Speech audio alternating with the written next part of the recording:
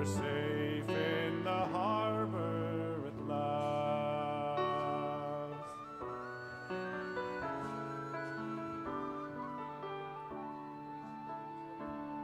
Now some men are sailors, but most are just dreamers, held fast by the anchors they forge in their minds, who in their hearts know they'll never sail over deep water to search for a treasure they're afraid they won't find. So in sheltered harbor they cling to their anchors, back down their boilers and shut down the steam, and wait for the sailors to return with the treasure that will fan the dull embers and fire up their dreams. And to every sailor comes time to drop anchor, haul in the sails and make the lines fast. You deep water dreamer, your journey is over. You're safe in the harbor at last. You're safe in the harbor at last.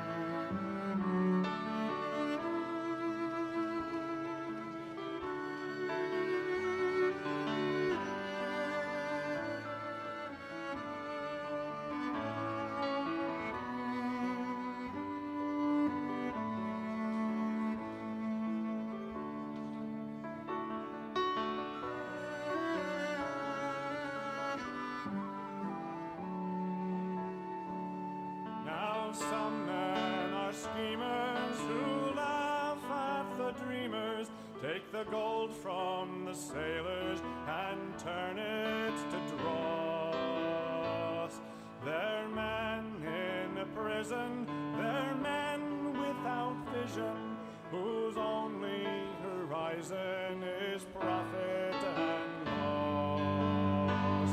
So when storm clouds come sailing across your blue ocean, hold fast to your dreaming for all that you're worth. For as long as they're dreamers, there will always be sailors bringing back their bright treasures from the corners of earth. And to every sailor comes time to drop anchor, haul in the sails and make the lines fast. You deep water dreamer, your journey is over. You're safe in the harbor at last. You're safe in the harbor at last.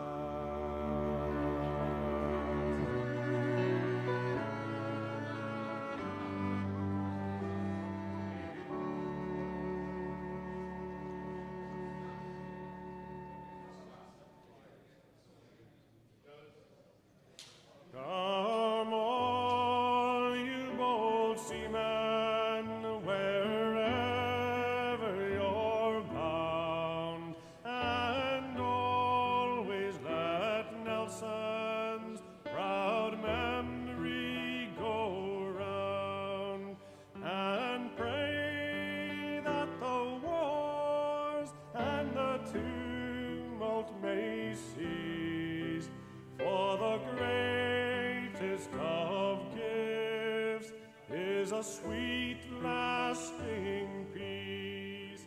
May the Lord put an end to these cruel old wars and bring peace and contentment to all our brave tars.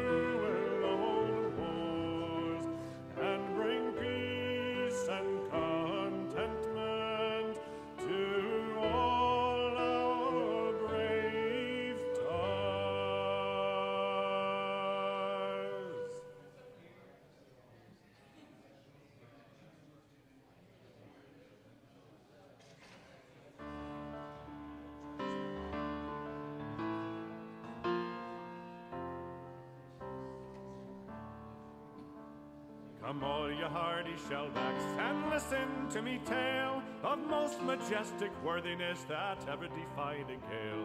The greatest vessel of her kind that ever a man did see. She was the mighty clipper ship, the sovereign of the seas.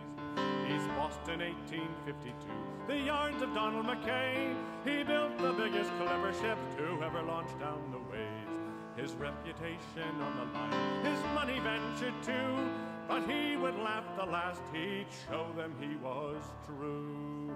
She crossed the line and doubled the horn. She lived to chase a breeze.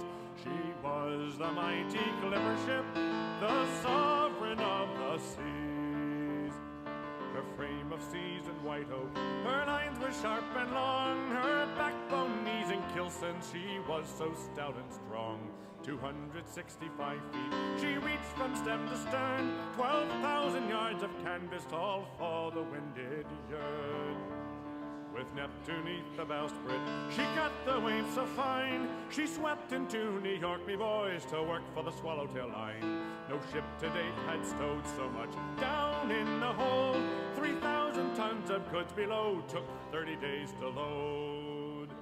She crossed the line and doubled the horn. She lived to chase a breeze.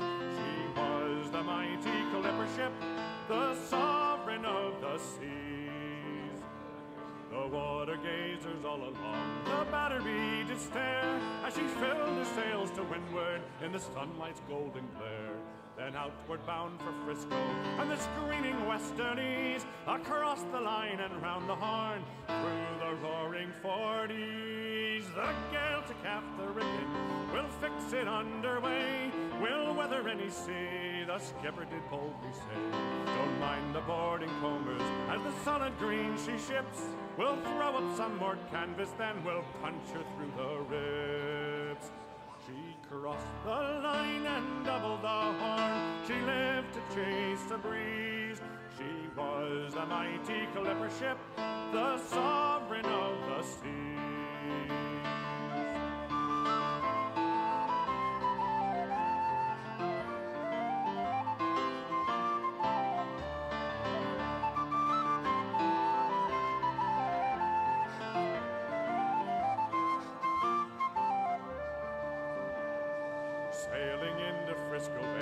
103 days out, the crowd along the waterfront, they shouted and danced about. Payday brought a bonus for all the men on board, 100,000 for the ship, that voyage's reward. Then to the Sandwich Isles for a load of oil and bone, 8,000 barrels of whale oil, first clipper to bring it home. 82 days later, a record to New York, she earned her keep for Donald McKay, sailing from port to port. She crossed the line and doubled the horn, she lived to chase a breeze. She was the mighty clipper ship, the sovereign of the seas. Leaving records in her wake and cargo round the world, a ship ahead of her time with all her sails unfurled. From Bombay to Whampoa, London to Shanghai, she flew across the waters, the world of sea and sky. But under heavy canvas, she foundered in a gale, she wrecked upon the Pyramid Shoals, and none to tell the tale. 'Twas but her 7th summer, cut short her glorious reign, but those who burned the brightest oft flashed the briefest flame.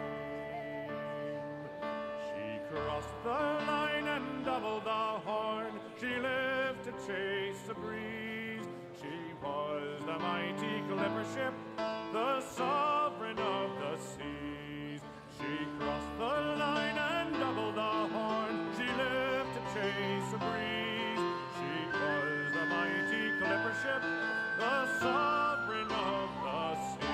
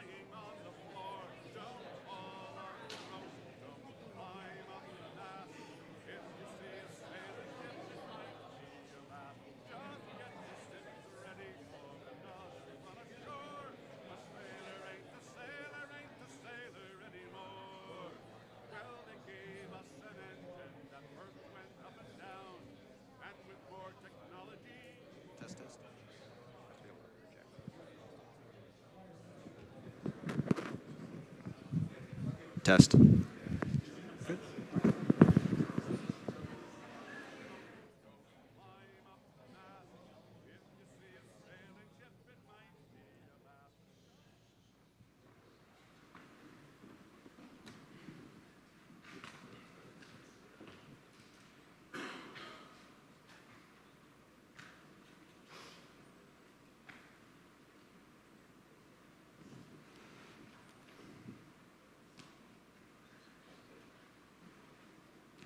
Distinguished guests, ladies and gentlemen, and members of Rickover, good morning. Please take your seats and please silence all cell phones for the duration of the ceremony.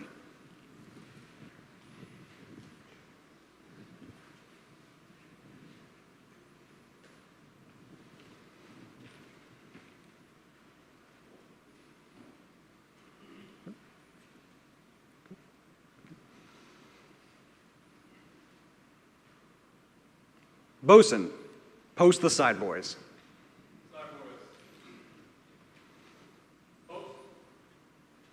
Will guests please rise for the arrival of the official party and remain standing for the presentation of colors, the playing of the national anthem, and the invocation delivered by Pastor John Lutka.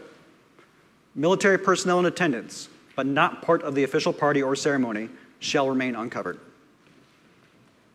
Quartermaster, strike 2 bells.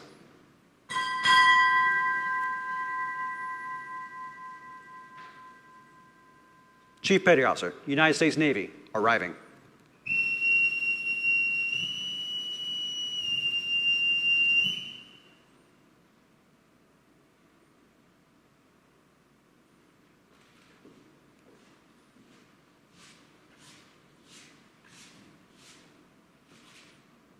Quartermaster, strike 4 bells. Rickover, arriving.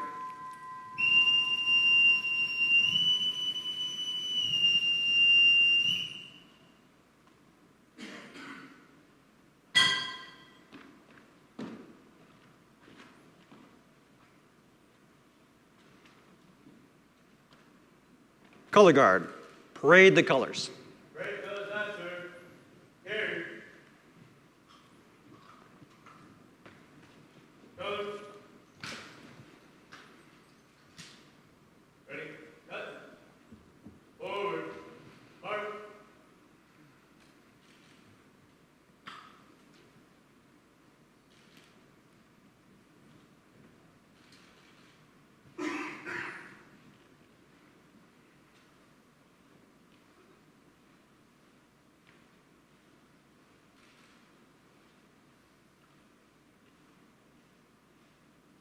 Color Guard, hold, let, face, breathe in, color.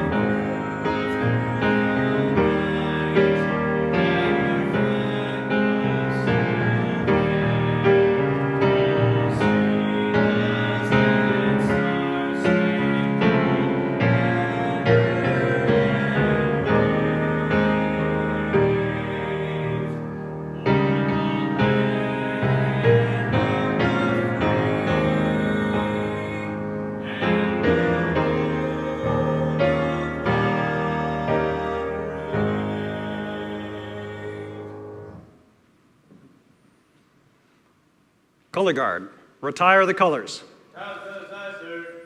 Carry, color. Ready, cut, right, face, forward, march.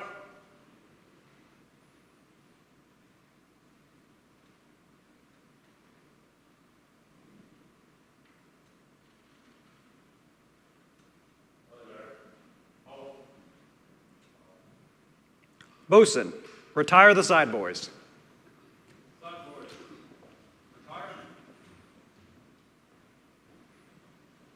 Ladies and gentlemen, Pastor John Ludka will now give the invocation.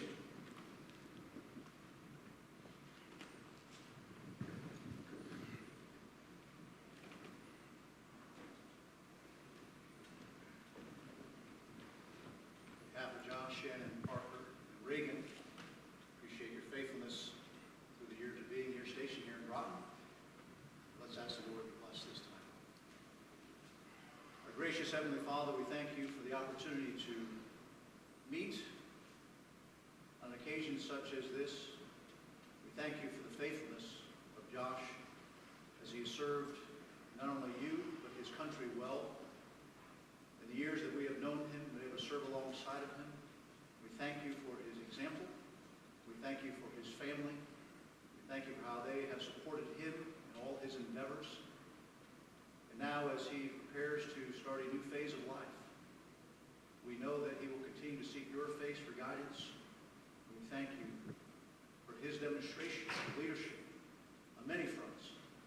So we ask your blessings upon him and upon each man and woman that serves our country for continued safety and wisdom. And may a country be thankful for their sacrifices and support them with prayer and encouragement. So we thank you again for this time. May you bless this ceremony. In Jesus' name we pray. Amen. Will the guests please be seated? Good morning, Commander Beach and Mr. Morgan, friends, family members, and members of the Rickover. Welcome to the special occasion marking the retirement of Chief Petty Officer Joshua Kelly. We are gathered here this morning to witness the final stage in his exciting and touching military career. Retirement ceremonies are very unique in the military service. Unique in the sense that they are less of a celebration of an individual's career, but an opportunity for us to give thanks to a true shipmate.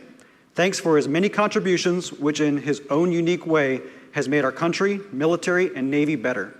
Thanks for his leadership, mentorship, and friendship that has ensured the future generations of sailors and the next are ready to meet the challenges of tomorrow. Thanks for his personal initiative and many dedicated hours away from his family that have helped make our Navy the proud professional organization it is today. Just as this is the end of one phase in his life, it is the beginning of another. So our gathering today also gives us the opportunity to wish Chief Kelly every success in his future as he looks forward to the new challenges and rewards. I want to extend an especially warm welcome to his wife Shannon, son Parker, and daughter Reagan, and his family and friends who could not join us in person but are able to join us via live stream. I know that all of you, more than any of us, are vividly aware of the sacrifices that he has made in the service of our country. I speak for Rickover when I say how pleased we are to have you here today with us. Lieutenant Commander Mark Morgan joined the Navy in May 1988. He completed Naval Submarine School in December and reported to the USS Tennessee, SSBN 734, as a deck seaman. In 1990, he reported to Radioman Sea School and went on to serve on board the USS John C. Calhoun, SSBN 630, the USS Pennsylvania, SSBN 735, and the USS Maine, SSBN 741, where he made chief and LDO and met then seaman apprentice Joshua Van Dyke.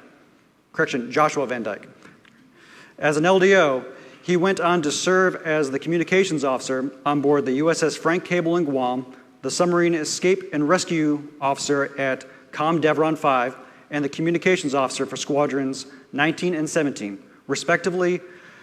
Ultimately, he was selected to be the Admiral's Submarine C4I Operational Test Coordinator at Com Op Tev 4 in Norfolk, where he retired after 30 years of service.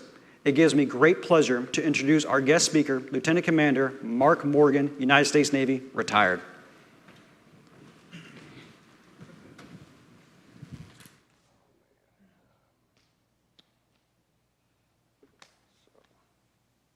I can't believe you asked me to come all the way up here to do this. All right. Yeah, it's all right. I appreciate Josh asked me to come up, and I appreciate the church offering the services. Sometimes it's hard to find a place to do that. So, Captain, thank you for showing up. The crew, thanks for showing up. Rickover shipmates. Josh, he asked me to speak at this today, and he called me at home. Wanted me to be his guest speaker, and I thought to myself, you got a short list if you're asking me to come up here, but I'm really a nobody. But he quickly followed up with all the reasons why, and apparently I made an impact somewhere on his life in the past, but I'm going to get to that sea story a little bit later. I'm only going to tell one. I'm more comfortable teaching than I am giving public speeches, and folks who give lots of speeches, they say you're supposed to tell jokes before starting the serious stuff. Not so sure. Jokes are only effective if you time them right. So, I mean, if I told you an IT joke about UDP, you may not get it. And then I have to follow up with a joke about TCP/IP a few times, but you're guaranteed to get that one. But then you got to make sure all the timing is good, and then I have to tell a silly joke about NTP, and that's too many, so I don't think I'll just skip the jokes. So officers, sailors, shipmates, brothers and sisters of the deep, friends and family, seriously, thanks for being here. It's hard to fit things into schedules like this, It's a special day for Josh and his family. Known him basically my whole life since I was a teenager. Shannon used to basically hang on my leg about the same size as Reagan is right now. Never forget that. The family I speak of, though, includes our shipmates, of course. Our shipmates fight the ship, maintain the ship, and they execute the mission. That's why the phrase mission first family always holds true, of course. And it's not lost upon me that many of you traveled here literally thousands of miles at your own expense just to be here for Josh's day, so I appreciate that, and so does he, and so does the people to your left and your right, behind you and in front of you. You may not realize it, but they do. I'm glad to see so many are here, even if it's just to make sure you actually leave. Or maybe the network's down again. And attending a retirement is a liberty-dependent item on a Friday. Or probably it's just the right thing to do because it's tradition. There are worse days to spend a Friday. Much worse days to spend a Friday if you're on the boat, right? Like field day. But it's only worth it if you have sliders, fries, and chocolate chip cookies afterwards. And field day's okay. That was pretty routine.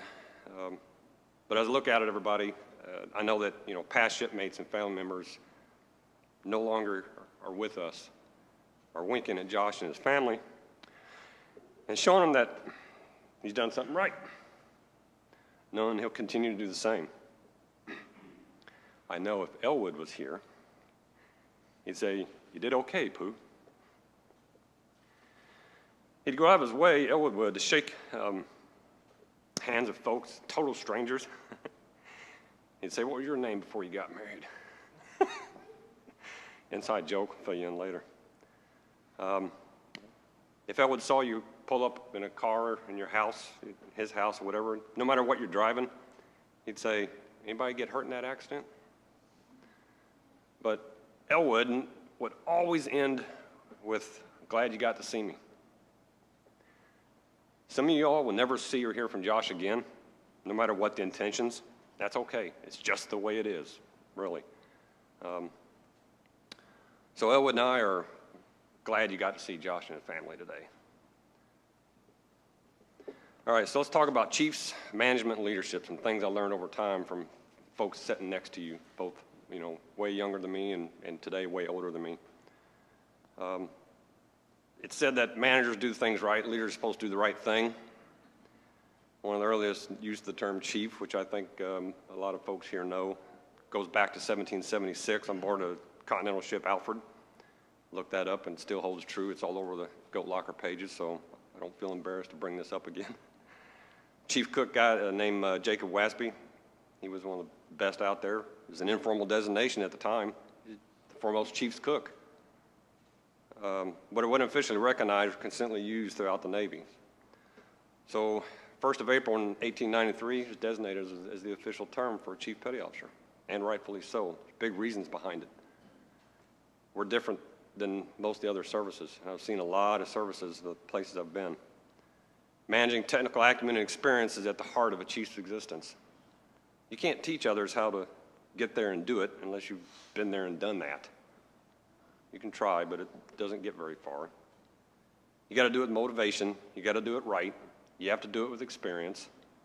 You have to do it like a chief.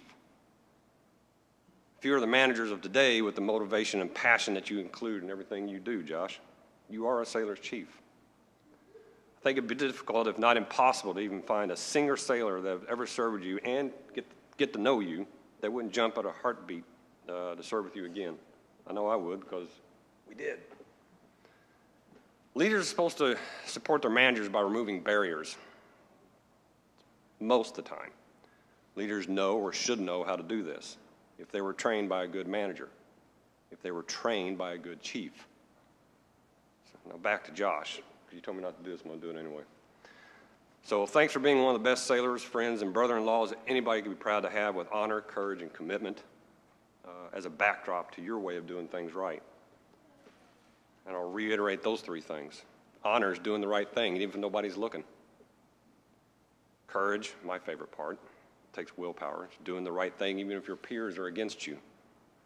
And then the commitment part, of course, being committed to do the right thing. Everything that you and your family have done for the Navy and the submarine force. We've greatly appreciated. It'll soak in later. Trust me, it will soak in later. Some hearty thanks to my communications family, and I include my IT cousins as well as part of that, finally being part of the comms team. The communications community is very special. We fill a very important niche in the Navy, even more so in the submarine community. After 5 submarine boat crews, surface ship, and riding a DDG and a CBN a few times for testing, I'm here to tell you our submarine comms community is very special. Not in the sense of being compared to dangerous, operators, special operators, or pilots, or any of that stuff, but we're the glue that keeps the thread of the fabric of the submarine communications in the community informed. With all the different ways of getting information, that's extremely important. The more time you spend on social media, the more numb you get in the head. So you got to focus. We do that. And we all, comms community especially, while the chiefs are ensuring that everything is done and everyone is looking clean, sharply folded, trained, equipped, strong, repaired, ready, effective, and suitable. Effective and suitable. That's what we used to say at the 2-star command before we approved Common Submarine Radio Room version 3 or 4 for use. It has to be effective and suitable. That's what chiefs do. They make sure everything is effective and suitable.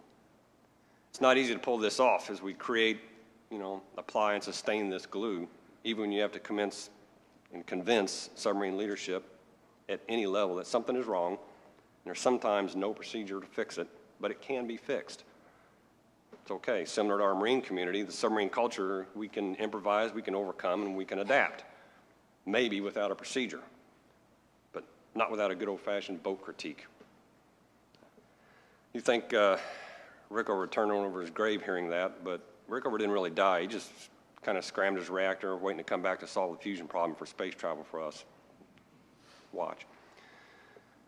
Great-great-great-great-grandson will probably end up doing that. That would be so cool. But at the end of the day, chiefs like Josh have to solve problems that others didn't know they had in ways they don't understand, with questionable knowledge from unreliable sources, all while making sometimes making leadership think it was their idea, and that's okay. Kind of like the movie Inception. Welcome to the Chiefs world. I know, because I was there. It's okay, because the open-minded crew gets it. Chiefs and chiefs like Josh can provide support up and down the chain of command, not normally found in other services. And I've been around, a lot of the ones are NATO folks during the sub-rescue time, the Asian ones, the Far East. We're very unique in having that ability to do that. Nobody else is doing it. Chiefs and some select unruly Mustangs out there, they instantly reach out to some of the lowest ranking sailors that they have in common. They used to be that lowest ranking sailor. Chiefs and chiefs like Josh also can reach up to the highest ranking officers and provide invaluable counsel to command leadership. I have not seen that in some of the things I've done in my sub-rescue tour. Term chief in our language defined as a ruler of people or a clan. When applied as a label to sea service personnel, it's a fitting one because we come from all walks of life and ethical and educational walks of life as well. We're a product of society, and when you see society change, you start seeing how the military changes as well. We just have to be able to focus and make small rudder angle adjustments. Don't lose focus. But that's the same tie that binds a sailor's unity and the love of naval service, period. Their proficiency, dedication, excellence, and the performance of their duties. That's why a lot of these awards you get always end and start with the same verbiage. There's a reason for that. That's the part of the tradition. It's part of keeping focus. Most don't realize that until, and get it in full perspective until you're done with the service. It comes back all the time. Total strangers will say things to you.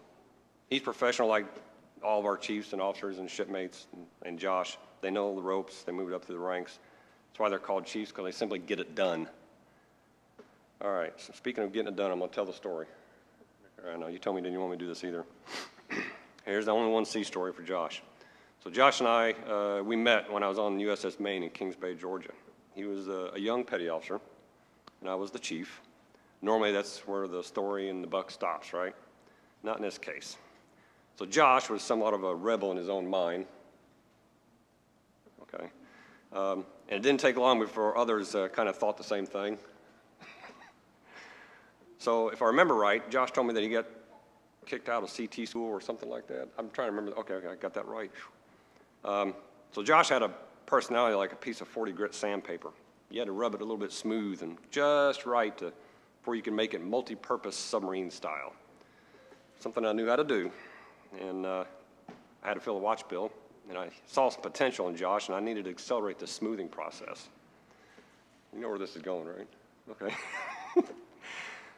So one Thanksgiving, like I normally do, I invited anyone who was on the boat or didn't want to eat on the boat out for Thanksgiving dinner to my house.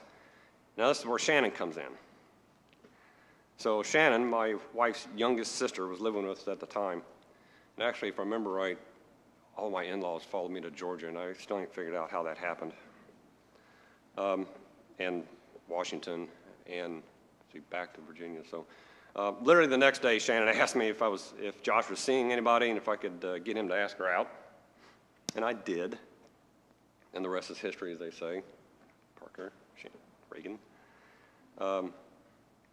So we've always stayed in touch, of course. We've always constant phone calls and, of course, the social media stuff, which I don't hang out too much on, but always knew what the family was doing, which is good. That's one good thing about it.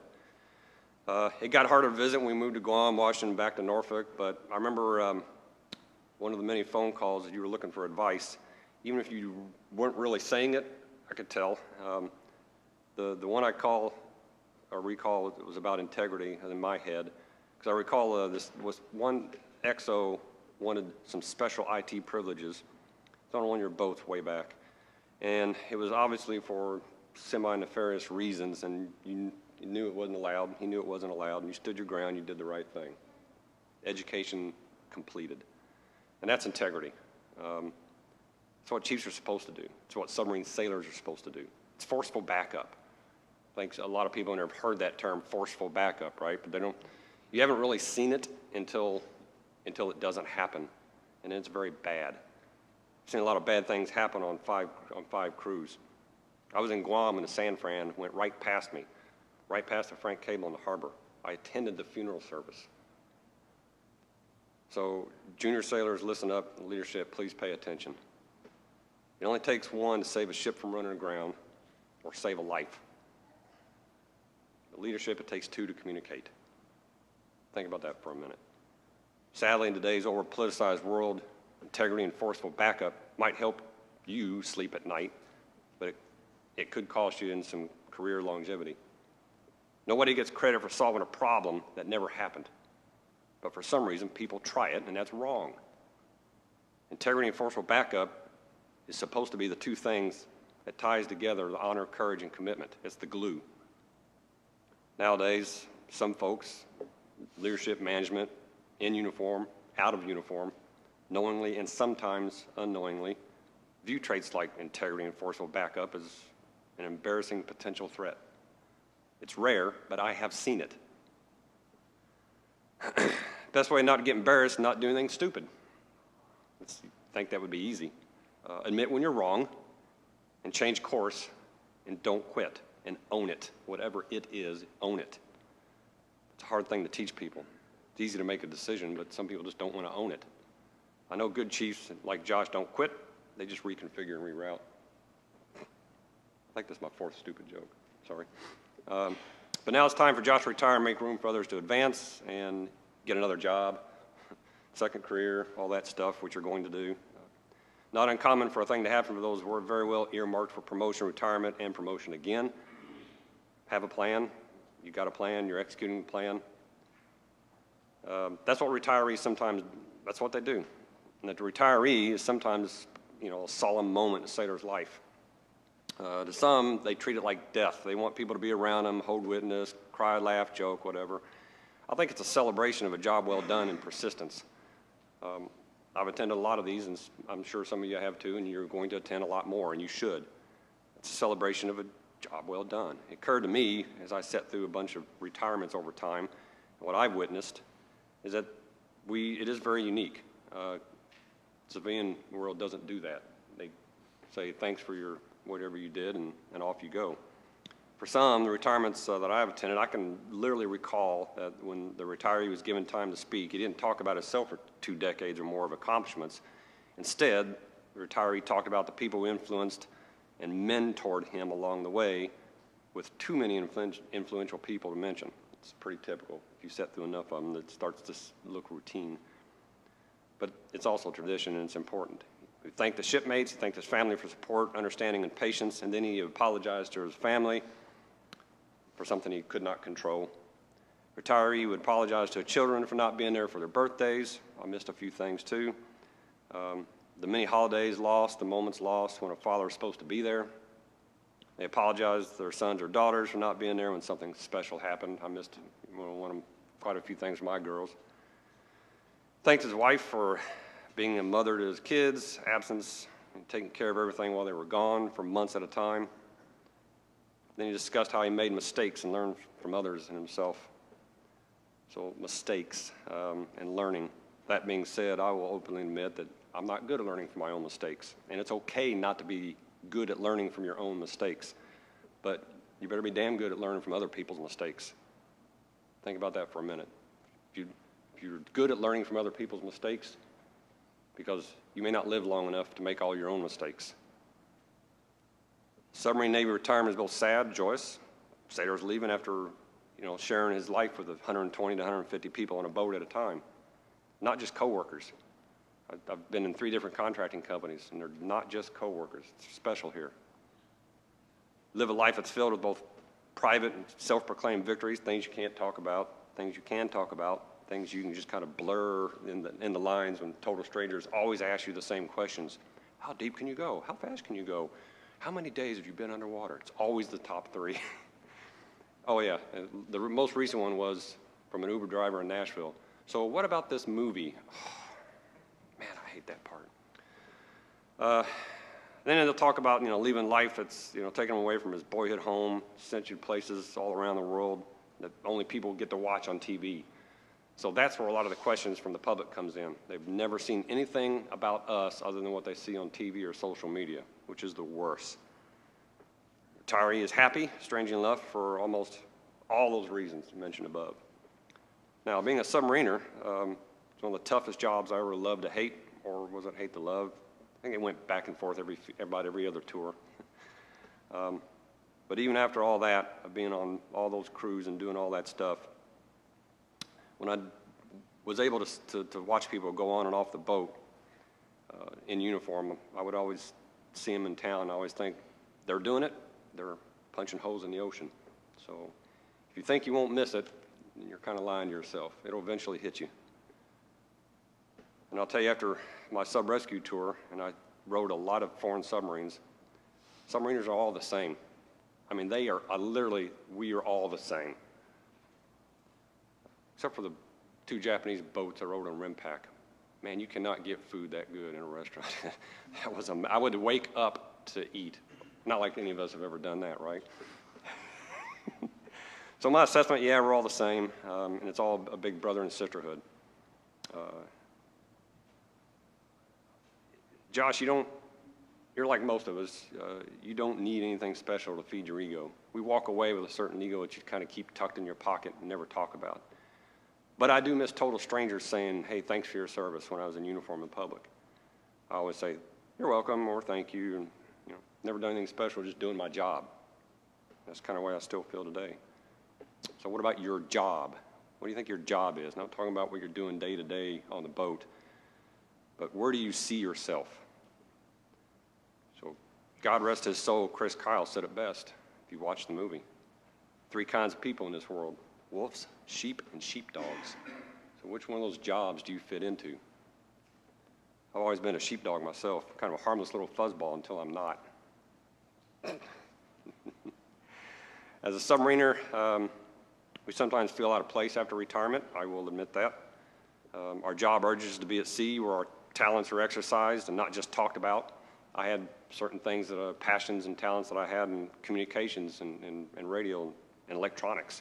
When I was a teenager, designing, building, testing antennas, learning electronics, messing with my ham radios at home was great, but it wasn't the same. My job was comms. I was the radio chief on the main, turned comms LDO, and then I retired. And that's okay. As time goes on, you're going to find yourself developing new talents. If you don't know what those are yet, figure out what your passions are and groom it. Have a plan now.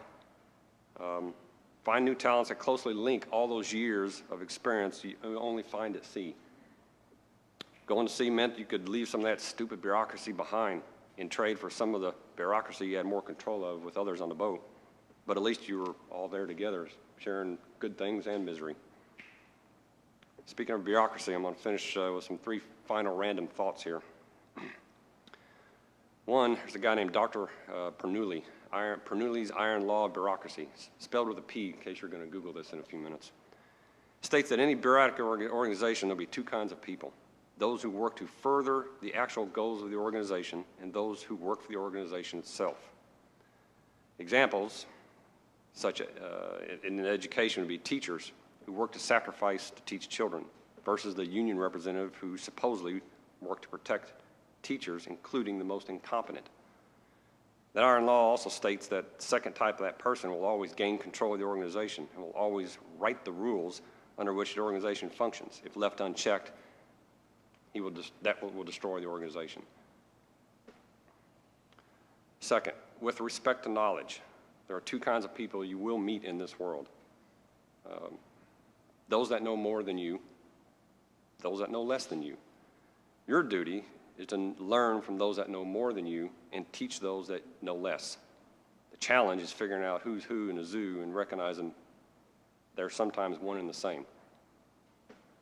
And then my 3 golden rules that I taught my sailors, my kids: nothing good ever happens after midnight. Nothing good ever happens in a parking lot or a parking garage. And don't do anything stupid, especially after midnight. I've seen a lot of stupid things happen, always on the midwatch, somewhere or in port. Josh, congratulations. The network is secure. You are relieved. Thanks.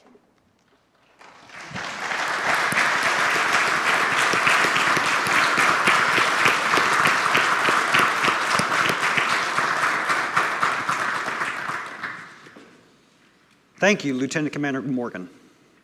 Will the military guests please rise? Chief Kelly will now be presented with an Ended Tour Award and his family's awards by Commander Beach. Attention to award.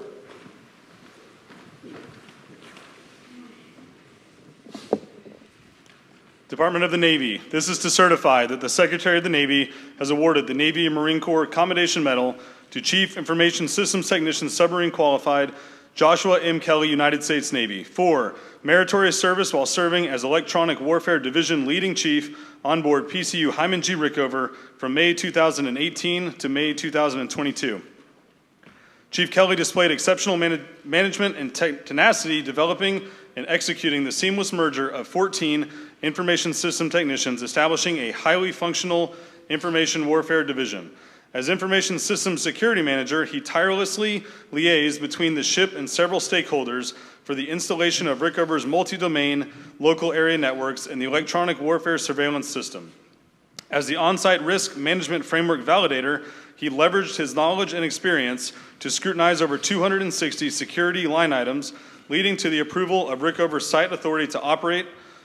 By his exceptional professionalism and selfless devotion to duty, Chief Kelly reflected credit upon himself and upheld the highest traditions of the United States Naval Service, given this 27th day of May, 2022, for the Secretary of the Navy, signed J.W. Stafford, Captain, United States Navy, Commander, Submarine Squadron 4.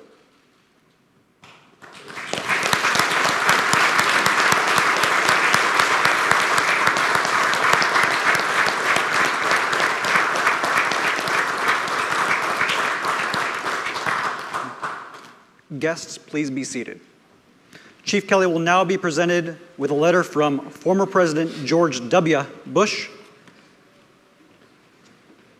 Dear Josh, thank you for your service in the United States Armed Forces. I am proud to have served as your Commander-in-Chief, and I am pleased to join your family, friends, and colleagues in recognizing your career and accomplishments.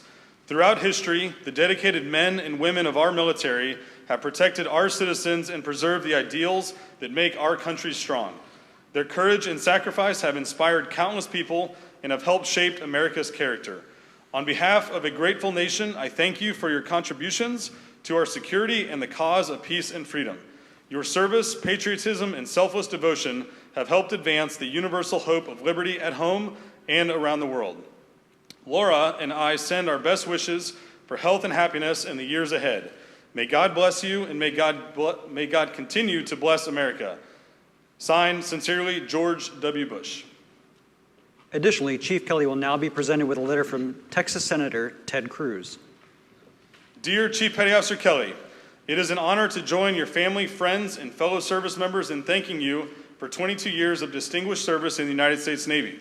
As you look forward to the next chapter in your life, I hope you will reflect on and be proud of all that you have achieved. More than 2 decades ago, you raised your right hand, swearing to uphold our Constitution's promise of liberty, and dedicated yourself to the support of our great nation. The promises you made were fulfilled when you served your assignments as well as in the pursuit of excellence in all of the work you have done. Your dedication to the security of the United States and the commitment to your fellow service members has made an impact that will be felt for generations. Your leadership and commitment to the defense of our nation has earned our admiration and gratitude. The citizens of this great country are forever indebted to our service members for the freedom and liberty that you provide. I wish you, Shannon, Parker, and Reagan all the best as you transition to the next phase of your life. If I may ever be of any assistance to you or your family, please do not hesitate to contact me. May God bless you, and may God continue to bless the United States of America. Sincerely, Ted Cruz, United States Senator. Chief Kelly would like to recognize his family, Shannon, Parker, and Reagan. Please join your husband and dad on stage. The family awards will be presented by brother-in-law and uncle, Lieutenant Commander Mark Morgan.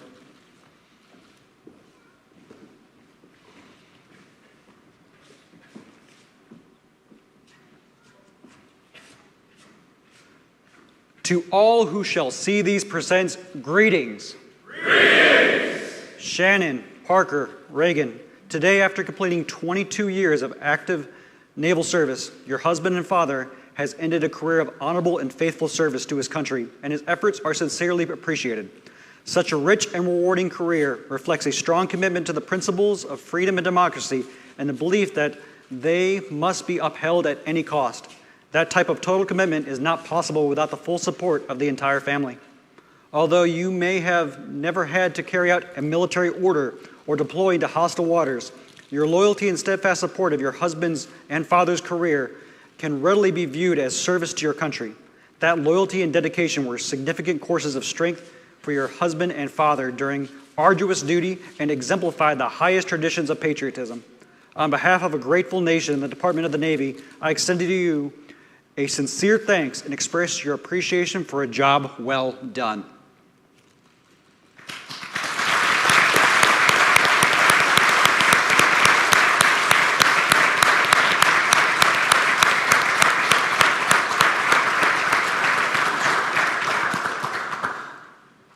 Chief of the boat, Senior Chief Sean DeGraff will now read the retired Chief Petty Officer's Creed.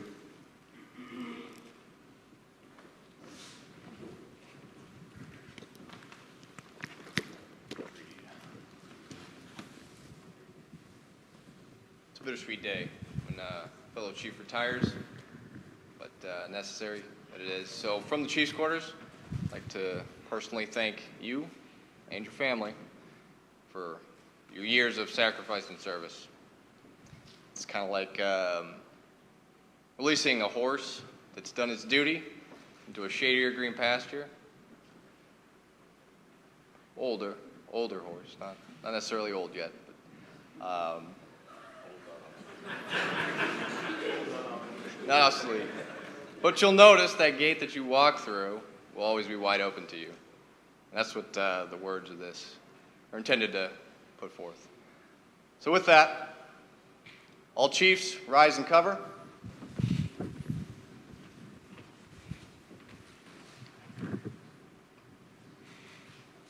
You have this day experienced that which comes to all of us who serve in our Navy. I say our Navy because your departure from duty in no way terminates your relationship, regard, or obligation to the United States Navy and your fellow Chief Petty Officers. By law and tradition, U.S. Navy retirees are always on the rolls. ever ready to lend their service when the need arises. The respect that you earned as the chief was based on the same attributes that you will now carry into retirement. You should have no regrets and should not view your retirement as an end of an era, but rather as orders to a new and challenging assignment, to a form of independent duty.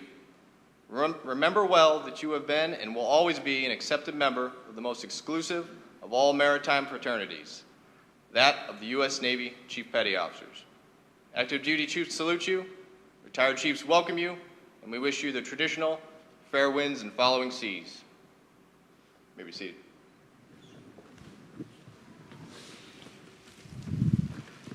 Thank you, Senior Chief DeGraff. Ladies and gentlemen, it is my distinct honor to introduce to you Chief Information System Technicians, Submarines, Joshua Kelly, United States Navy.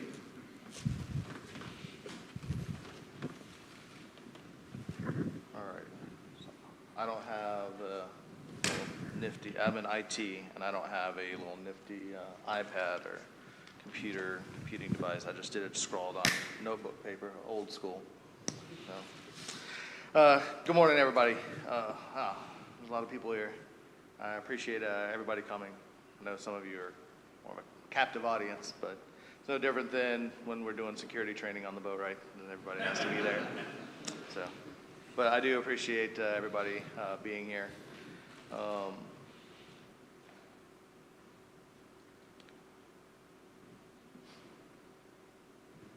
It's humbling to see that so many people here. I've had different tours of duty. I did 2 tours on Tridents. My first was the USS Maine with Lieutenant Commander Morgan. And then he was a first class and made chief.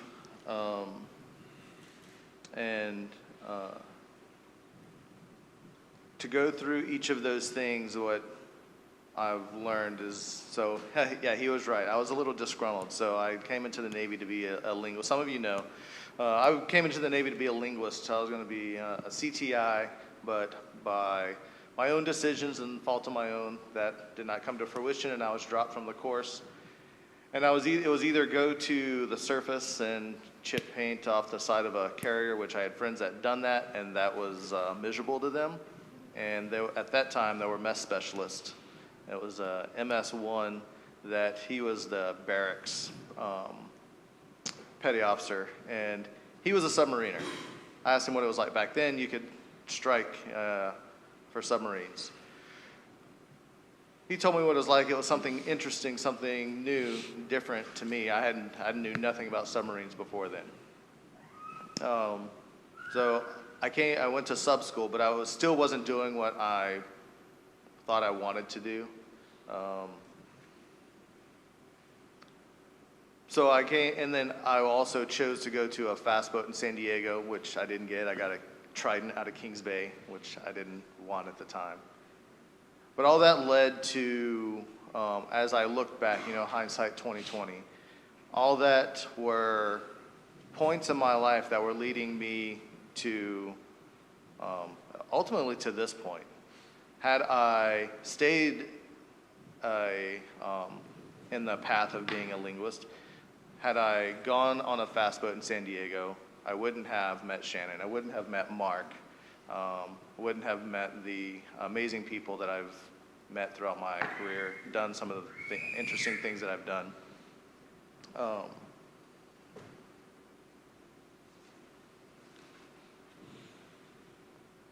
So as I originally wasn't going to do a ceremony, but most of those that have been on the Rickover that have retired, we've only had one other ceremony before this one. My last command, 2 retired, and none of them did a ceremony. And that just kind of seemed that, and as those that know me, we're kind of private people, and even those that don't really know me, well, probably because we're private people, Shannon and myself. There's probably a reason for that. So this wasn't originally a plan, but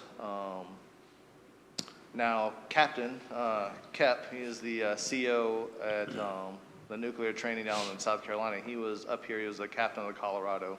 Friends of ours. We had a heart-to-heart, and he discussed with me that it's not, that the retirement ceremony, sure, it's a celebration of what I've done, but it's not for me. It's not for that. The retirement ceremony is for closure for Shannon, for Parker, and for Reagan. Every day for Parker, for 14 years, he's seen me get up and put a uniform on, and sometimes not come back for months at a time. Well, he didn't understand that. Reagan has had the unique opportunity of that I didn't have to go out. I haven't gone out to sea since she's been born, but she's seen me go on travel. She may not necessarily understand why I'm leaving. And Shannon, for the past 21 of 22 years, has known me, and she, if I were to use the analogy of a home, that unless the Lord built a house, they labor in vain that build it, that if the God is foundation of my home, I would say that Shannon would be the load-bearing walls, the ones that whenever I need some support, someone to talk to, as the supposed to be the man of the house, she was the person that I would lean on. She was the one that would take care of the things that I should be taking care of whenever I was out to sea, especially when I was in special projects. There were many months and back-to-back that I was out to sea, and she muscled through it all. So this is that kind of closure for them as we end this and go into the next chapter. But just like I told Mark before, when he came up, I didn't want, because I've seen some retirement ceremonies, I didn't want this to be a speech entirely about me. I don't like the spotlight. I was an instructor before I came to Rickover. I had no problem being in front of people. I've given plenty of trainings to the crew. But it's different when you're giving training and then when you're talking. I mean, writing evals is bad enough. So now you're in here trying to talk about, and then a little bit about yourself, and then Mark kind of hit it on the head. He's seen the enough retirements. He knew exactly what the retiring person would say on thanking those that helped get him here, the mistakes that we've made, the support that we've had to get to this point. I mentioned the different commands that I've been to. I would say my most interesting was at Undersea Research and Development. That was a very interesting tour, and if you get the opportunity to go to special projects, then I would highly recommend it. But I would say my two most rewarding tours were actually here, one being an instructor, seeing new faces come in from sub-school, getting to be an influence to those, not just as an instructor teaching IT, but as a chief giving guidance for what the fleet is like, because at that point, they don't know what the fleet is like. And then, but even above that, this has been my most rewarding tour, because now I'm involved in an operational command. I get to see my shipmates every day when they get to see my faults, my flaws, my vulnerabilities, and probably use me as an example on what not to do. And hopefully just with, not necessarily from any intelligence or wisdom, but just from my own experience, kind of help give guidance to you guys. I might be a little biased, but I believe I have the best division on the boat.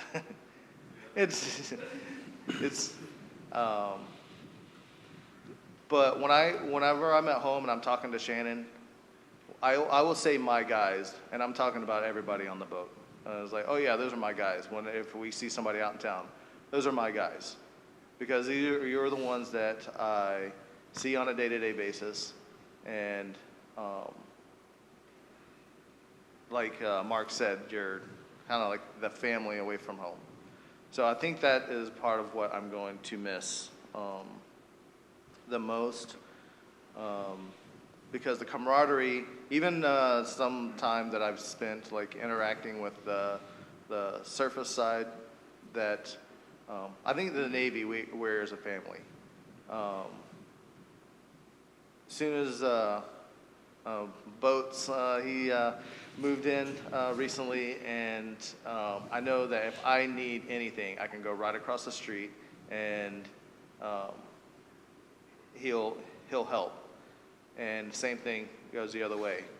But something about being underway with the submariners is, I don't know, you can, what's the common phrase, let your hair down, that I can do with my fellow guys as well as with my chiefs. But I kind of got on a little bit there. So when I asked Mark to be a guest speaker, I specifically said, I don't necessarily want your speech. I don't want your speech to be about me. I want this to be a platform to give a charge, to give a challenge, to speak to the crew on. He's taken advantage. He's had many opportunities and taken advantage of many of his opportunities. He served on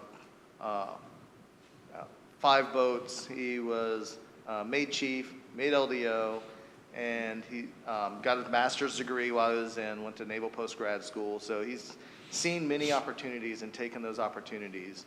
And I wanted him to speak to those charges and just kind of speak to you, not just as sailors, but even those that are helping support us here on shore. And my intent is to do the same thing. And I'll kind of keep it short. I'm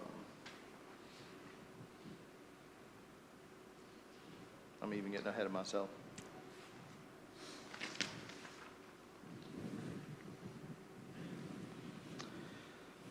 So I want to kind of leave you with this, and I don't want it to sound, when you, as I go through, you're going to say, that's kind of dark, that's kind of macabre, that's I don't know about this. It's supposed to be a celebration, a retirement ceremony. I just want to kind of give that precursor. So I want to leave you with a final thought. As your chief, as a Christian, as a friend, it is appointed unto man once to die. Ben Franklin is attributed in saying that the only 2 certainties in life are death and taxes. The one common thread that ties everyone together in this room and outside the room is our finite end. Life is a vapor. It appears for a little time and then vanishes away. So while death is certain, its appointment is unknown. We'll all face death at one point. But when that happens, that's what's unknown. That is the variable. The constant is we have a static date, and we know that we're going to die. What's not constant is the second date on our tombstone. So we don't know the hour or the day. So what are you doing with the space in the middle? When I look back at my 22 years, I made mistakes that actually led to amazing things. I made mistakes that cost me. So what are you doing with that time? With that, you don't know when that time is. And I guess kind of part of what kind of generated this level of this thinking is just there are the current events, just even over the last 6 months, just over this year, as I've been preparing for this, you hear on the news even the horrendous act that happened in Texas this week. But you hear in the news when someone is struck by a drunk driver. They didn't wake up that morning expecting, they were just going on with their day. They had their plan. They had somewhere that they were going to be. That was not an expectation. So with that, I say keep that kind of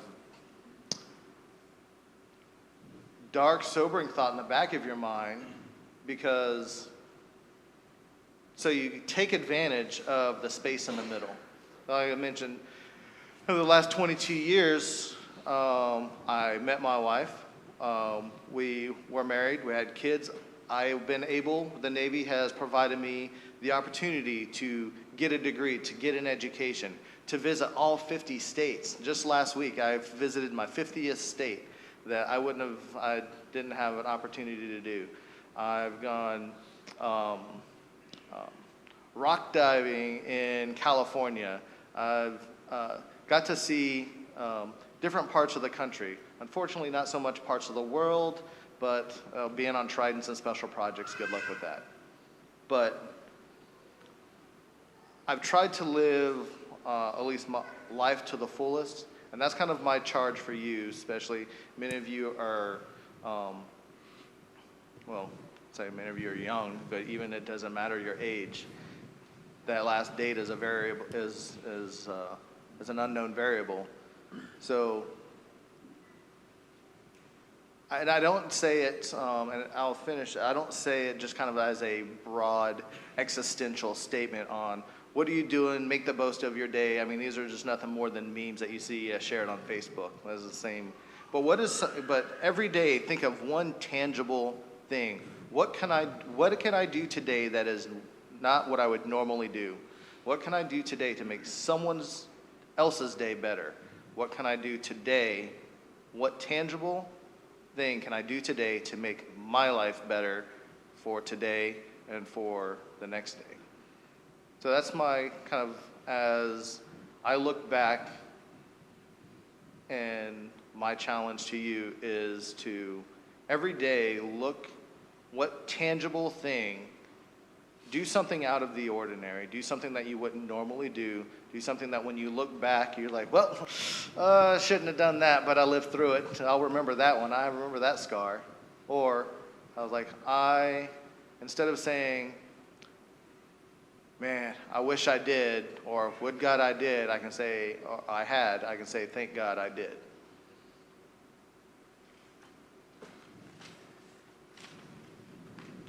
So I define you to define the tangible action item, fill the void between the static birth and the rendezvous with death. Live, explore, love your neighbor, enjoy creation, just going and getting outside, away from social media. You know, as much as I am an IT and a cyber professional, I hate computers, I hate social media, but it is a tool. Eat something different, do something out of the ordinary. I did. I was going to a surface boat in San Diego. I had the opportunity to go submarines. I just kind of stepped out on a limb. Mark, he invited me to his house for Thanksgiving because I was going somewhere, but I had mid-watch. Again, things getting in the way. I had mid-watch and I wasn't driving to Pensacola. So I asked if the offer was still open, and I met Shannon and I stepped out on a limb, and because I was kind of a shy person, didn't get in front of people, and I called her out of the blue, and it's like, hey, you want to go out? And she did the same thing, also shy, and she said, sure. So, and I'll leave you with this that I actually kind of heard recently, and I felt that it was, it fell in line with what I wanted to kind of speak on. Just Alan Seeger was born in 1888. He was born to a Christian family in New York. He graduated from Harvard University. And then where he went to go, he lived in Paris just to kind of get away from the education and just to enjoy the world. He lived in Paris for 2 years. And then during that time, World War I broke out. He saw that the advance on France, because he was in Paris at the time, and he just out of the ethics, he's like, this isn't right. And so he joined the French Foreign Legion, and there he served beside the French in fighting in World War I. He was a writer and a poet. And one of the poems that he wrote, actually right before he died, was called I Have a Rendezvous with Death. It's become his most famous poem. I have a rendezvous with death at some disputed barricade. When spring comes back with rustling shade and apple blossoms fill the air, I have a rendezvous with death. When spring brings back blue days and fair. It may be he shall take my hand and lead me into his dark land, and close my eyes and quench my breath. It may be I shall pass him still. I have a rendezvous with death. On some scarred slope of battered hill, when spring comes round again this year, and the first meadow flowers appear.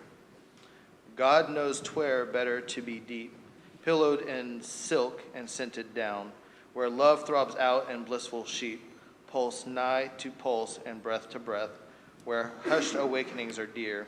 But I've a rendezvous with death at midnight in some flaming town. When spring trips north again this year, and I too, my pleased word am true, I shall not fail that rendezvous. And then not long after, it is noted that he was seen, back then they would go from trench to trench, proceeding forward on the, advancing on the other troops. The last time he was seen, he left a trench and he was running full force, bayonet, rifle and bayonet, just yelling by one of his best friends, and that was the last time that he was seen alive. And so I just say, even though, like I said, this may sound a little macabre, but I want to kind of use this as, when you hear the news, I think that sometimes we can get desensitized to the value of life.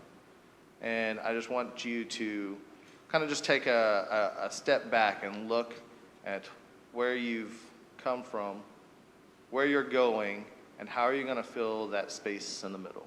Because I've done, and that's and God is blessed. That's it. Thank you.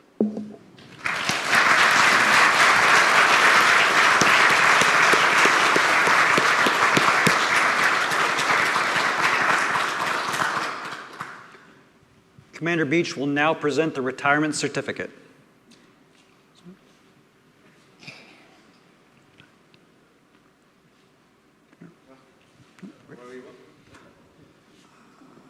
Moving on. Okay. All right. There we go. Okay. Please be seated. Flag detail. Post.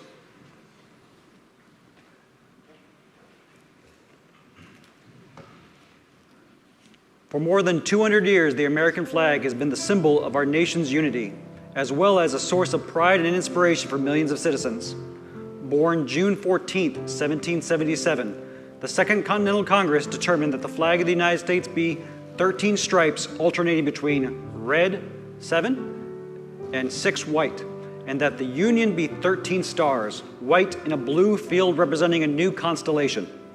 Between 1777 and 1960, the shape and design of the flag evolved into the flag presented before you today. The 13 horizontal stripes represent the original 13 colonies, while the stars represent the 50 states of the Union. In the U.S. Armed Forces, at the ceremony of retreat, the flag is lowered in a triangle and kept under watch throughout the night as a tribute to our nation's honored dead. The next morning is brought out and at a ceremony of reveille, flown high as a symbol on belief in the resurrection of the body. The flag folding ceremony represents the same religious principles on which our great country was originally founded. The first fold of our flag is a symbol of life. The second fold is a symbol in our belief in eternal life.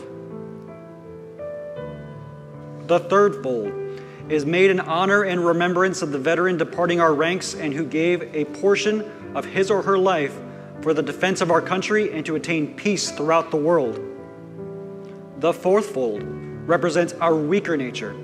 As American citizens trusting in God, it is Him we turn to in times of peace as well as in times of war for His divine guidance. The fifth fold is a tribute to our country. In the words of Stephen Decatur, our country, in dealing with other countries, may she always be right, but it is still our country, right or wrong. The sixth fold is for where our hearts lie. It is with our heart that we pledge allegiance to the flag of the United States of America and to the republic for which it stands, one nation under God, indivisible, and liberty and justice for all. The seventh fold is a tribute to our armed forces, and for it is through the armed forces that we protect our country and our flag against all enemies, whether they be found within or without the boundaries of our republic. The eighth fold is a tribute to the one who entered into the valley of the shadow of death, that we might see the light of day, and to honor our mother for whom it flies on Mother's Day. The ninth fold is a tribute to womanhood. It has been through their faith, love, and loyalty and devotion that has molded the character of the men and women who have made this country great. The 10th fold is a tribute to Father, who has also given his sons and daughters for the defense of our country since he or she was first born. The 11th fold represents the lower portion of the seal of King David and King Solomon and glorifies the God of Abraham, Isaac, and Jacob. The 12th fold represents an emblem of eternity and glorifies God the Father, the Son, and the Holy Ghost. The 13th and last fold, when the flag is completely folded, the stars are uppermost, reminding us of our national motto, "In God we trust." Since the dawn of the 20th century, we have proudly flown the flag in every major conflict on lands and skies around the world. It is their responsibility, our responsibility, to continue to protect and preserve the rights and privileges and freedoms that we as Americans enjoy today. The United States flag represents who we are. It stands for the freedom we all share and the pride and patriotism we feel for our country we cherish. Its legacy as a beacon of hope to no one, hope to one and all, long may it wave. By displaying the flag and giving it a distinctive fold, we show respect to the flag and express our gratitude to those individuals who fought and continue to fight for freedom at home and abroad. Chief Kelly, you have answered the call to duty with a selfless devotion to your country. You have left your handprint throughout the Navy. You have taken risks. You have shaped others. You have overcome adversity and remained committed to your duties and shipmates. Your mission.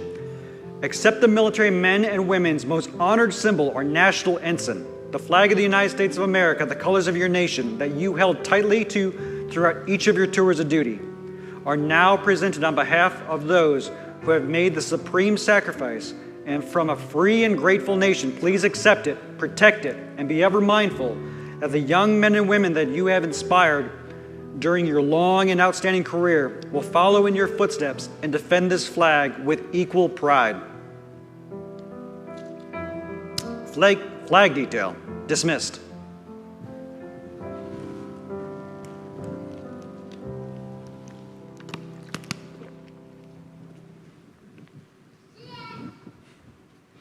The bosun, stand by to pipe the side, is an order that has been passed on naval ships from the 1500s through today. Spanish, French, English, Dutch.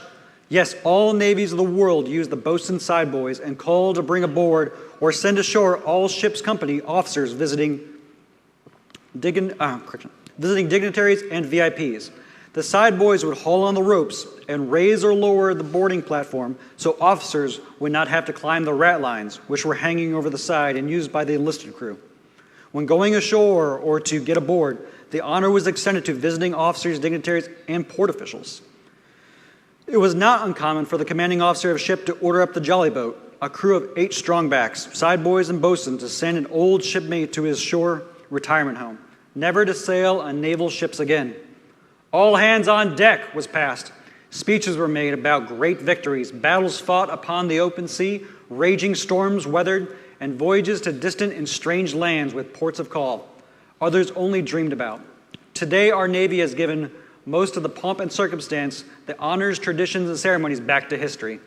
Time does not give us the freedom to do these things from the past, but we still have to stop all engines, lay about smartly, and drop anchor to pay homage to one of our shipmates going ashore, to honor the years served, the guidance, the leadership, the friendship, and the expertise. Ladies and gentlemen, Chief Petty Officer Kelly will now read his last official orders from the Navy and request permission to go ashore one last time from Commander Beach.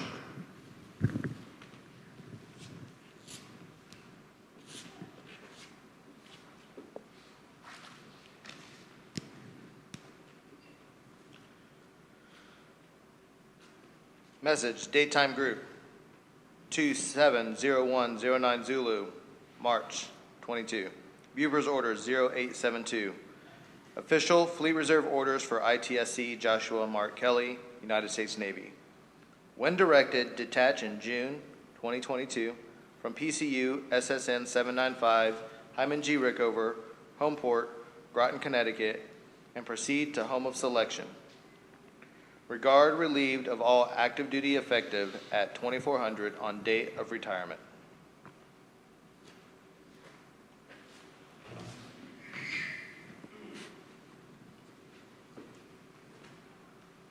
Sir, request permission to go ashore. Mission granted.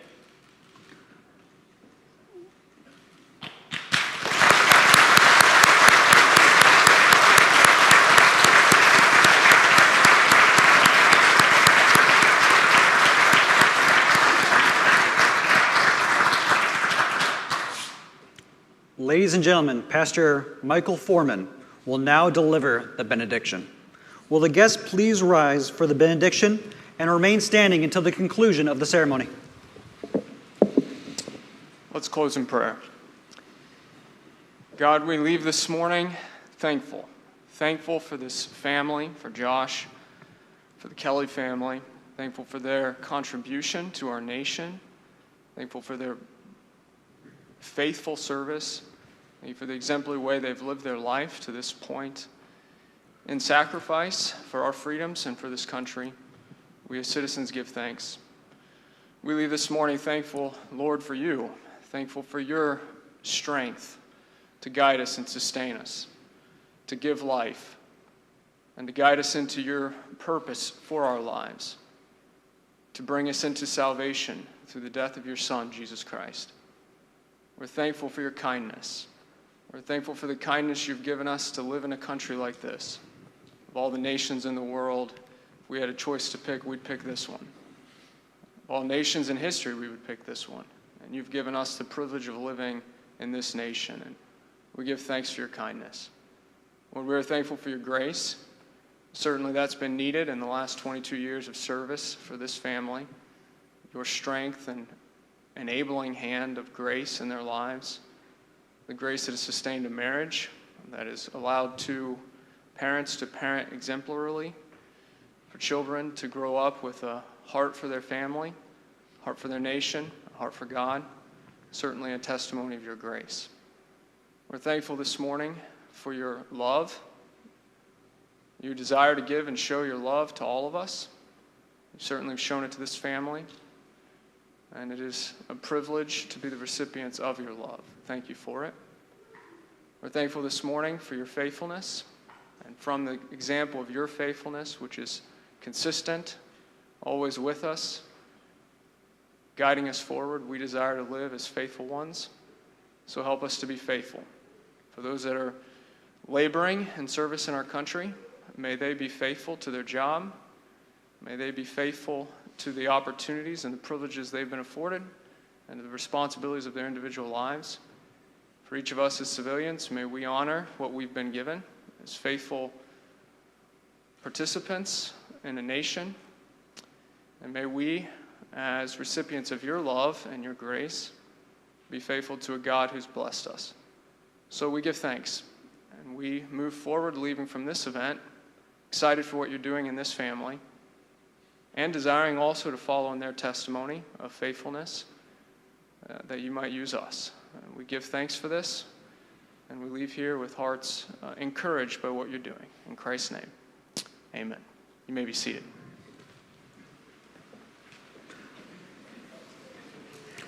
Please remain standing. Please remain standing. Please remain standing. Okay. All right. Bosun, stand by to pipe the side. Chief Petty Officer going ashore.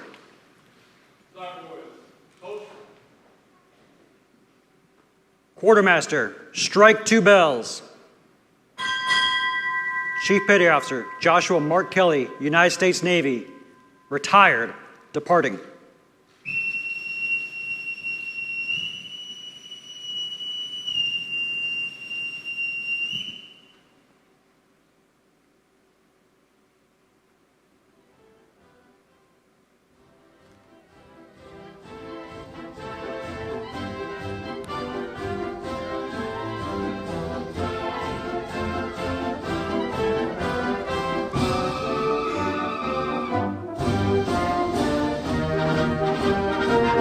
Quartermaster, strike 2 bells.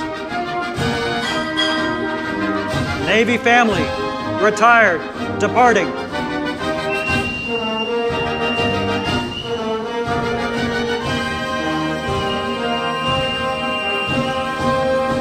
Ladies and gentlemen, this concludes the retirement ceremony. On behalf of retired Chief Kelly and his family, I would like to thank you very much for taking part in the honored ceremony. Refreshments will be served across the hall in the church gymnasium.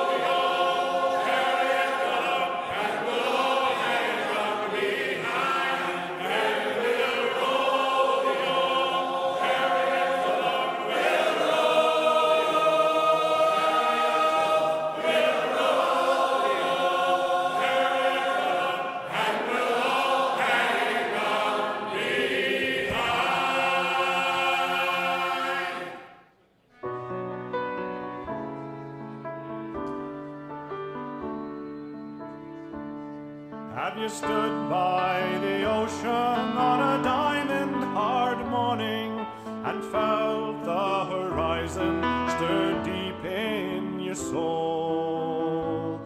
Watched the wake of a steamer as it cut through blue water, been gripped by a fever you just can't control. Had glad to throw off the shackles and fly with the seagulls to where green waves tumble before a driving sea wind, or to lie on the decking on a warm summer's evening, watch the red sun fall burning beneath the earth's rim. And to every sailor comes time to drop anchor, haul in the sails and make the lines fast. You deep water dreamer, your journey is over. You're safe in the harbor at last. You're safe in the harbor at last.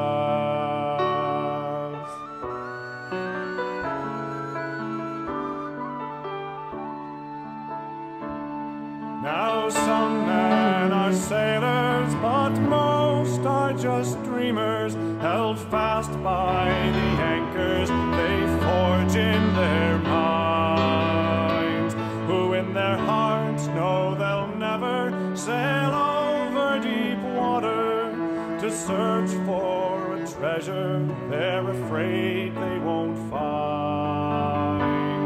So in sheltered harbor they cling to their anchors, back down their boilers and shut down the steam, and wait for the sailors to return with the treasure that will fan the dull embers and fire up their dreams. And to every sailor comes time to drop anchor, haul in the sails and make the lines fast. You deep water dreamer, your journey is over. You're safe in the harbor at last. You're safe in the harbor at last.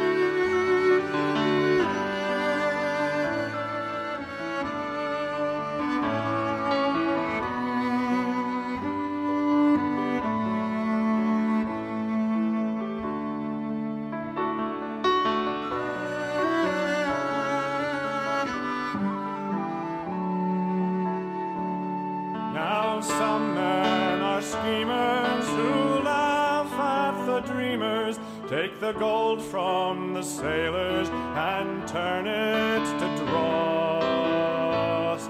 They're men in a prison, they're men without vision, whose only horizon is profit and loss. So when storm clouds come sailing across your blue ocean, hold fast to your dreaming for all that you're worth. For as long as they're dreamers, there will always be sailors bringing back their bright treasures from the corners of earth.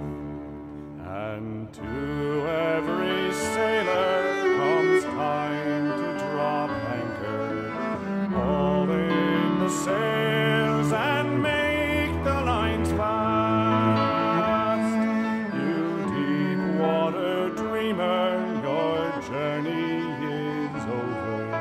You're safe in the harbor at last. You're safe in the harbor at last.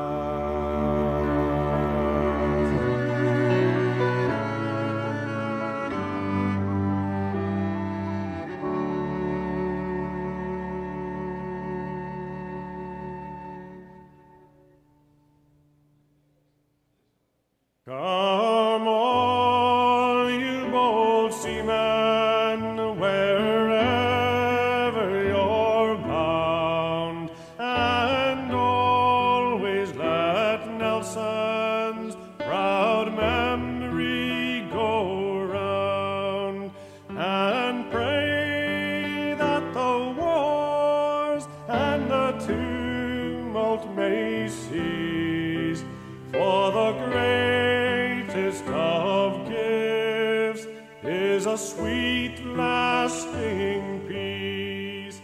May the Lord put an end to these cruel old wars and bring peace and contentment to all our brave tars.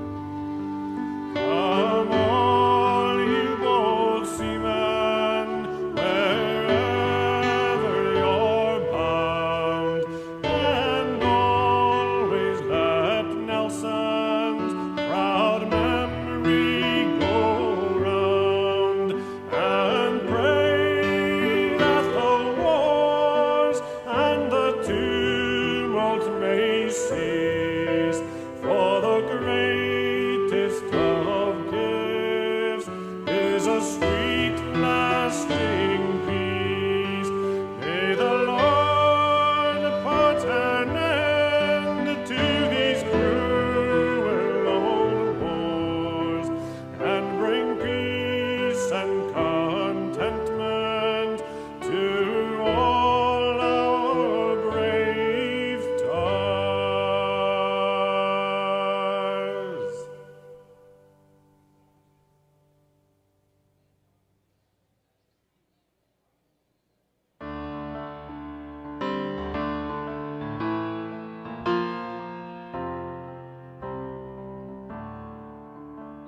Come all you hardy shellbacks and listen to me tale of most majestic worthiness that ever defied a gale. The greatest vessel of her kind that ever a man did see. She was the mighty clipper ship, the sovereign of the seas. East Boston, 1852, the yards of Donald Mackay. He built the biggest clipper ship to ever launch down the ways. His reputation on the line, his money ventured too, but he would laugh the last he'd show them he was true. She crossed the line and doubled the horn. She lived to chase a breeze. She was the mighty clipper ship, the sovereign of the seas. Her frame of seasoned white oak, her lines were sharp and long, her backbone, knees, and keelson, she was so stout and strong. 265 feet she reached from stem to stern, 12,000 yards of canvas all for the wind did yearn. With Neptune neath the bowsprit, she cut the waves so fine. She swept into New York, me boys, to work for the Swallowtail line. No ship to date had stowed so much down in the hold. 3,000 tons of goods below took 30 days to load. She crossed the line and doubled the horn. She lived to chase a breeze. She was the mighty clipper ship, the sovereign of the seas. The water gazers all along the battery did stare as she filled her sails to windward in the sunlight's golden glare. Then outward bound for Frisco and the screaming westerlies, across the line and round the Horn, through the roaring 40s. The gale to calf the rigging, we'll fix it underway, we'll weather any sea, the skipper did boldly say. Don't mind the boarding combers as the solid green she ships, we'll throw up some more canvas, then we'll punch her through the ribs. She crossed the line and doubled the horn. She lived to chase a breeze. She was the mighty clipper ship, the sovereign of the seas.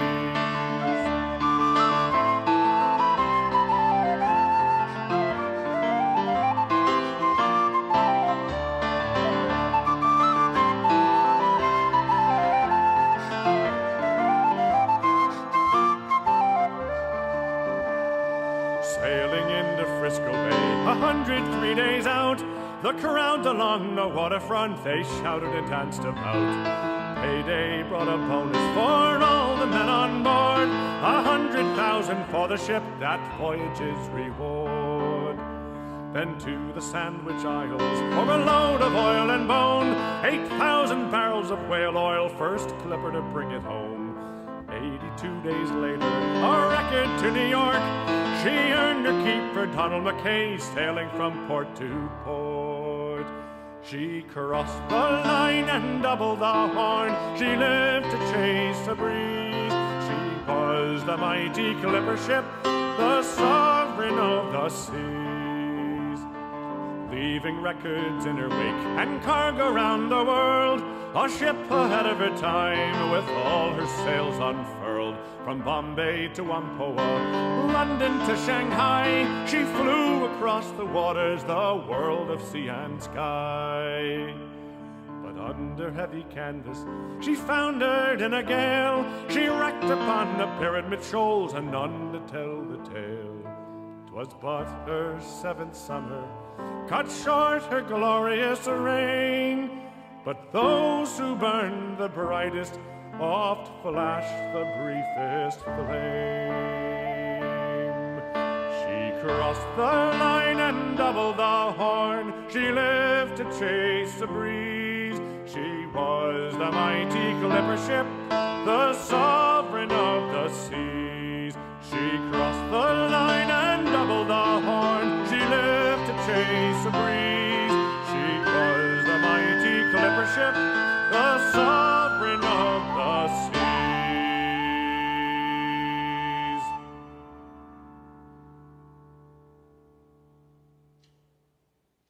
Well, me father often told me when I was just a lad, a sailor's life was very hard, the food was always bad. But now I've joined the Navy, I'm aboard a man of war, and now I found a sailor ain't a sailor anymore. Don't haul on the rope, don't climb up the mast. If you see a sailing ship, it might be your last. Just get your civvies ready for another run ashore. A sailor ain't a sailor, ain't a sailor anymore. Well, the killick of our mess, he says we've had it soft.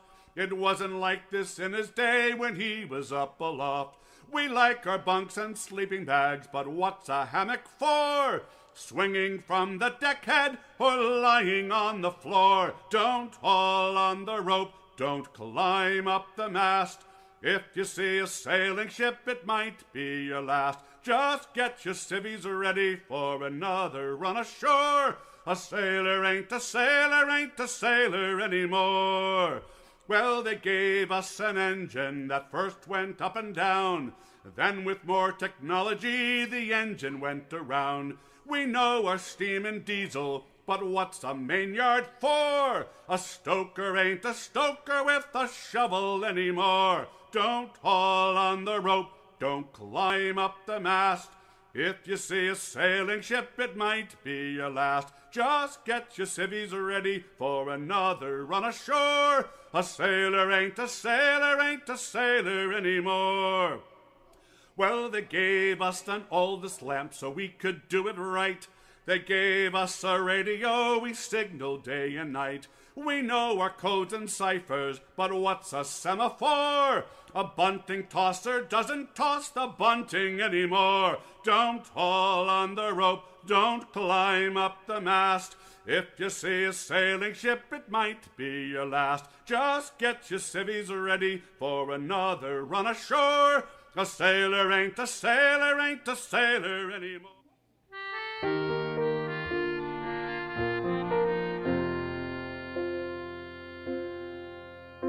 Now I've worked on farms and from the start the muckle horses won my heart.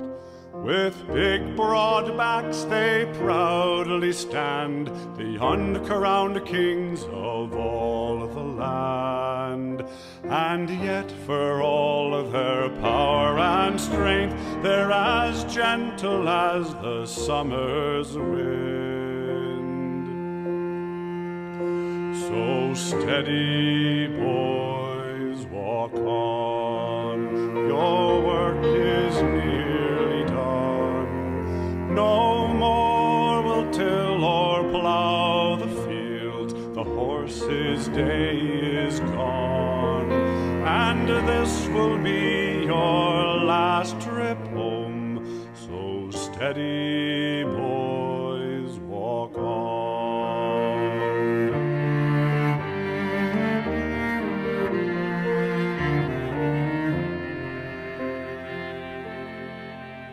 Now you'll hear men sing their songs of praise of Arab stallions in a race, or hunters that fly with the hounds to chase the fox and run him down.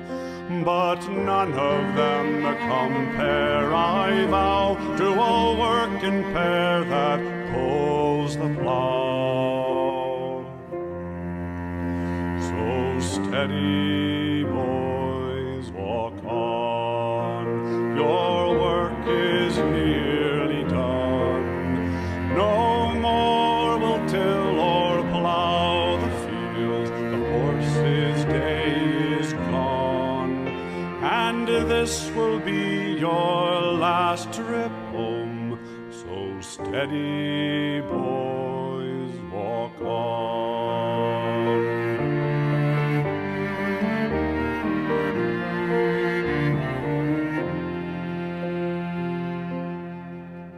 And all the years I've plied my trade, and all the fields we've plowed and laid, I never thought I'd see the time when a Clydesdale's work would ever end. But progress runs its driven course, and tractors have replaced the horse. So steady, boys, walk on. Your work is nearly done. No more will till or plow the field. The horse's day is gone. And this will be your last trip home.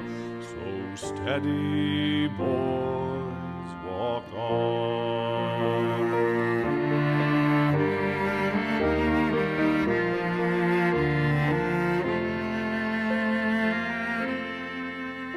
As we head back, our friends have lined the road to be there one last time.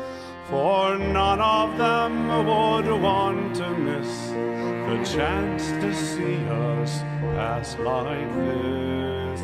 They'll say they saw in years to come the muckle horse's last trip home.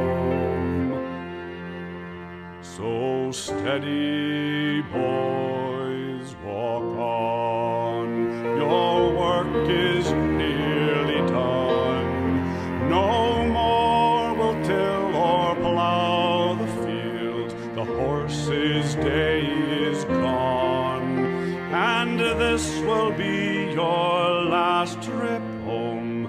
So steady, boys, walk on. Your work is nearly done. No more will till or plow the fields. The horse's day is gone. And this will be your last trip home. So steady, boys, walk on.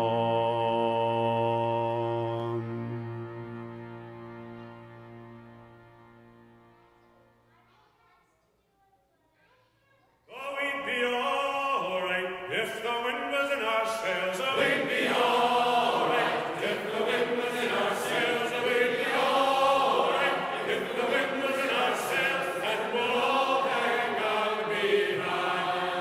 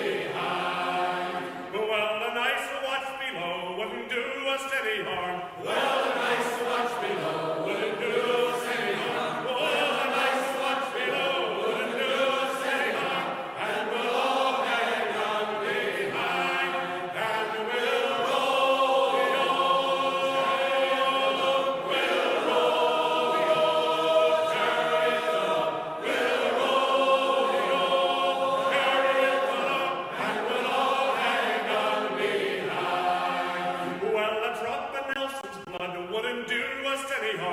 Well, a drop of Nelson's blood wouldn't do us any harm. Oh, a nice Nelson's blood wouldn't do us any harm. And we'll all hang on behind.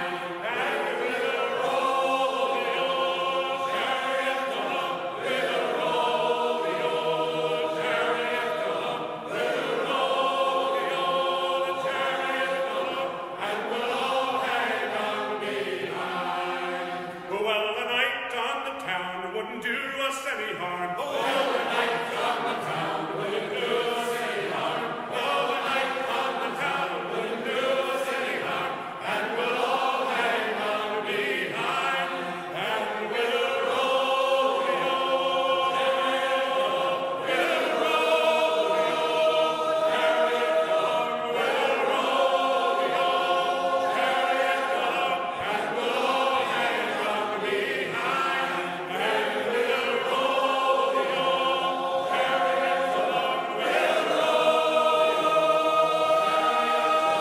We'll roll the old chariot along. And we'll all hang on behind.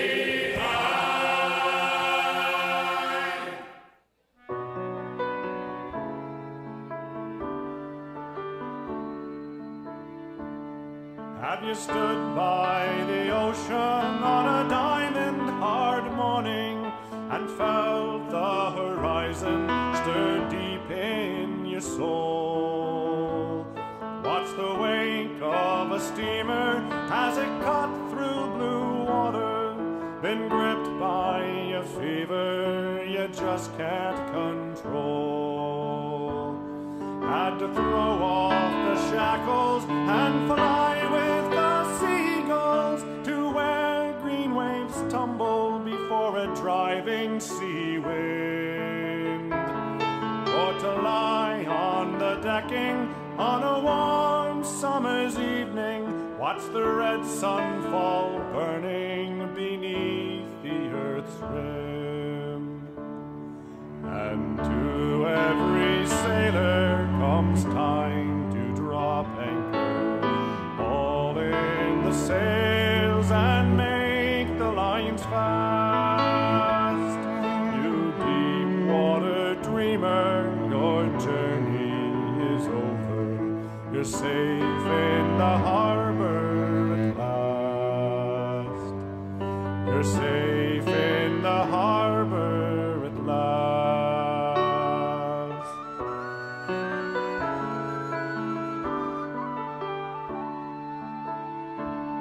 Now some men are sailors, but most are just dreamers, held fast by the anchors they forge in their minds, who in their hearts know they'll never sail over deep water to search for a treasure they're afraid they won't find.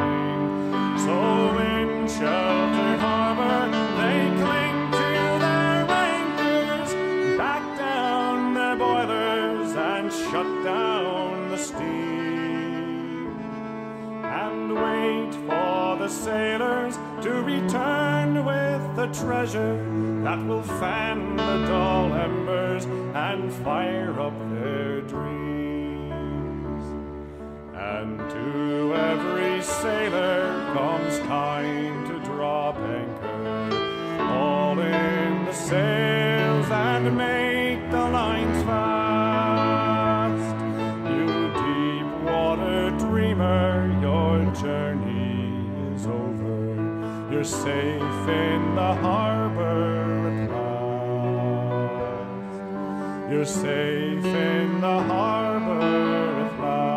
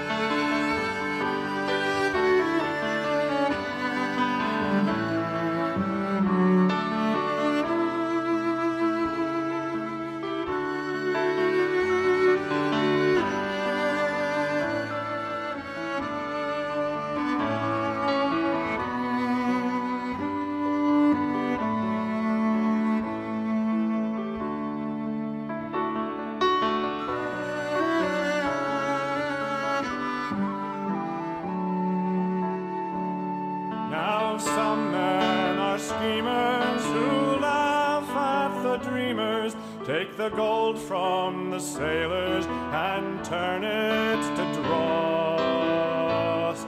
They're men in a prison, they're men without vision, whose only horizon is profit and loss. So when storm clouds come sailing across your blue ocean, hold fast to your dreaming, for all that you're worth. For as long as they're dreamers, there will always be sailors bringing back their bright treasures from the corners of earth. And to every sailor comes time to drop anchor, haul in the sails and make the lines fast. You deep water dreamer, your journey is over. You're safe in the harbor at last. You're safe in the harbor at last.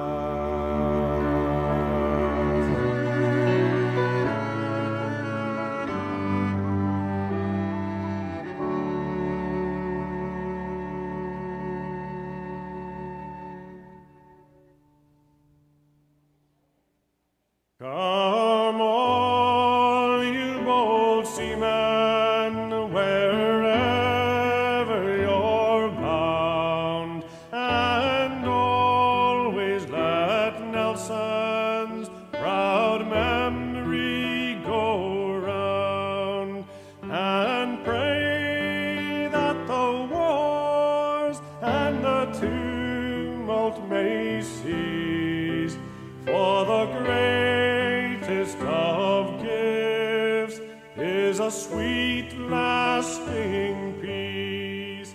May the Lord put an end to these cruel old wars, and bring peace and contentment to all our brave tars.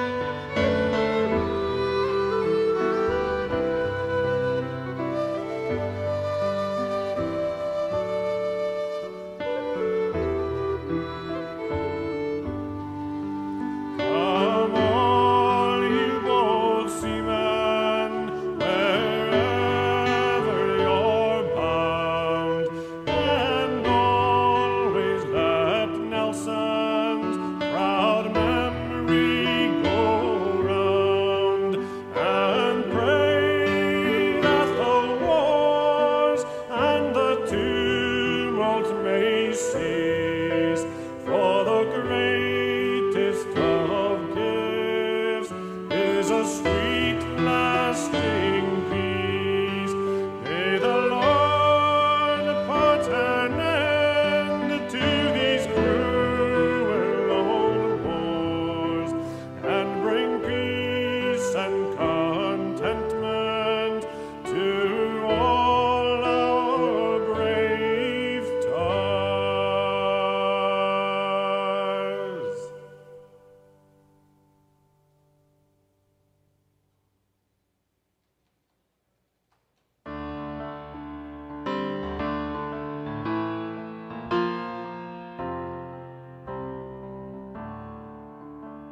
Come all you hardy shellbacks, and listen to me tale of most majestic worthiness that ever defied a gale.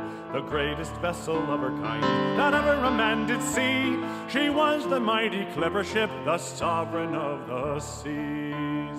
East Boston, 1852. The yards of Donald Mackay. He built the biggest clever ship to ever launch down the ways. His reputation on the line, his money ventured too. But he would laugh the last he'd show them he was true. She crossed the line and doubled the horn. She lived to chase a breeze. She was the mighty clipper ship, the sovereign of the seas. Her frame of seasoned white oak, her lines were sharp and long. Her backbone, knees, and keelson, she was so stout and strong. 265 feet, she reached from stem to stern. 12,000 yards of canvas tall for the wind did yearn. With Neptune neath the bowsprit, she cut the waves so fine. She swept into New York, me boys, to work for the Swallowtail Line. No ship to date had stowed so much down in the hold. 3,000 tons of goods below took 30 days to load.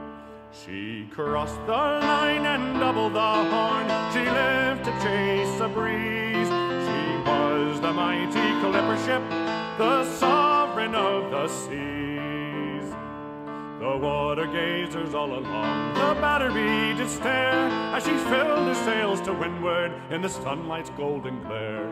Then outward bound for Frisco and the screaming westerlies, across the line and round the Horn, through the roaring 40s. The gale to calf the rigging, we'll fix it underway. We'll weather any sea, the skipper did boldly say. Don't mind the boarding combers as the solid green she ships. We'll throw up some more canvas, then we'll punch her through the ribs. She crossed the line and doubled the horn. She lived to chase a breeze. She was the mighty clipper ship, the sovereign of the seas.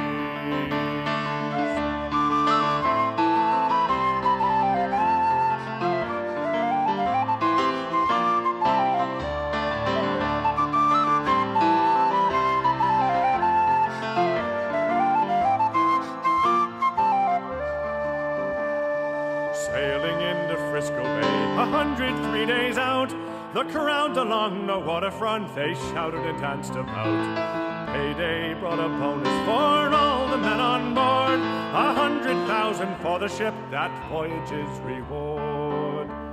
Then to the Sandwich Isles for a load of oil and bone, 8,000 barrels of whale oil, first clipper to bring it home. 82 days later, a record to New York.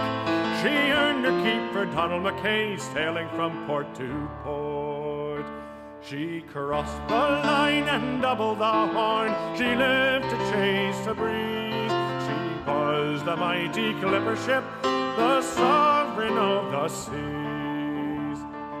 Leaving records in her wake and cargo round the world, a ship ahead of her time with all her sails unfurled. From Bombay to Whampoa, London to Shanghai, she flew across the waters, the world of sea and sky. But under heavy canvas, she foundered in a gale. She wrecked upon the Pyramid Shoals, and none to tell the tale. 'Twas but her 7th summer, cut short her glorious reign. But those who burned the brightest oft flashed the briefest flame. She crossed the line and doubled the horn. She lived to chase a breeze. She was the mighty clipper ship, the sovereign of the seas. She crossed the line and doubled the horn. She lived to chase a breeze. She was the mighty clipper ship, the sovereign of the seas.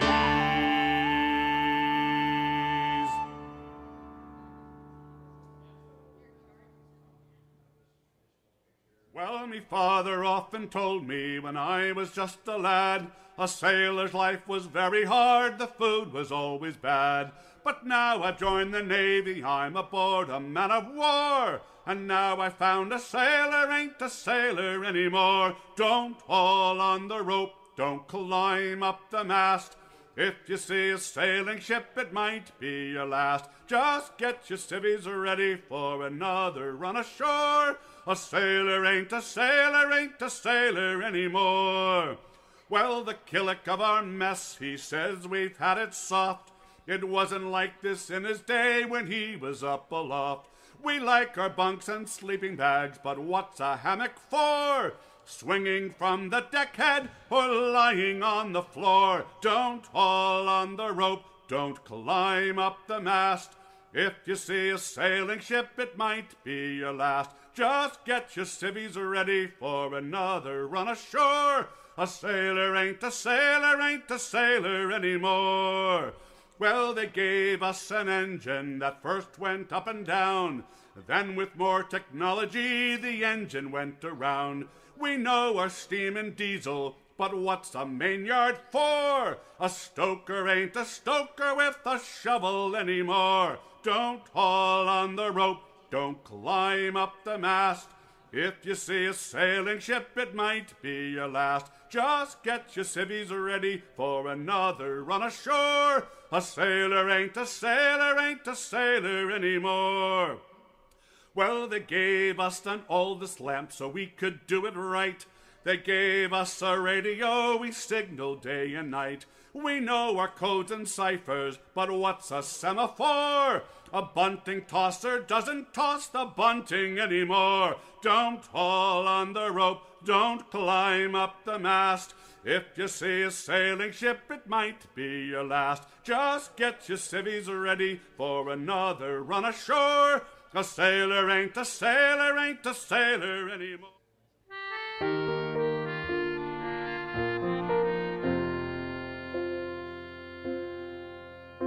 Now I've worked on farms and from the start the muckle horses won my heart. With big broad backs they proudly stand, the uncrowned kings of all the land. And yet for all of their power and strength, they're as gentle as the summer's wind. So steady, boys, walk on, your work is nearly done. No more will till or plow the fields, the horse's day is gone. And this will be your last trip home, so steady, boys, walk on.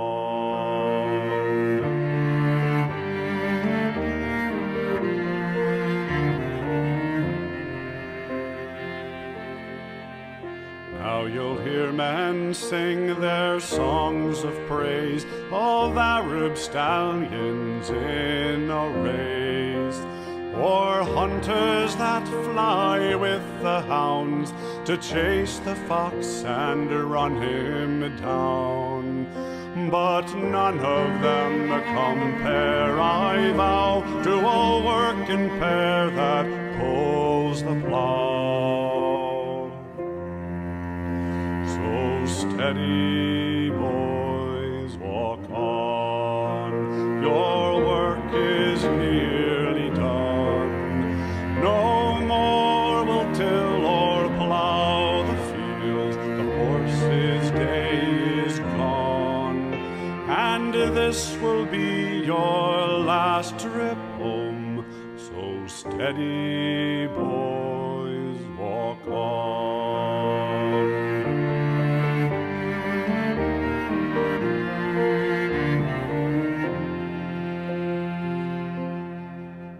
And all the years I've plied my trade, and all the fields we've plowed and laid, I never thought I'd see the time when a Clydesdale's work would ever end. But progress runs its driven course, and tractors have replaced the horse. So steady, boys, walk on, your work is nearly done. No more will till or plow the fields, the horse horse's day is gone, and this will be your last trip home. So steady, boys, walk on.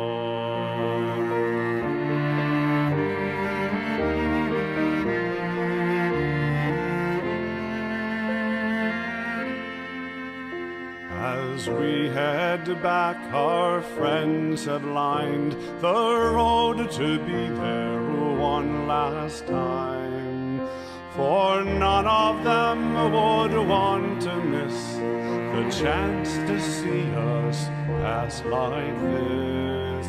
They'll say they saw in years to come the muckle horse's last trip home. So steady, boys, walk on. Your work is nearly done. No more will till or plow the field. The horse's day is gone, and this will be your last trip home.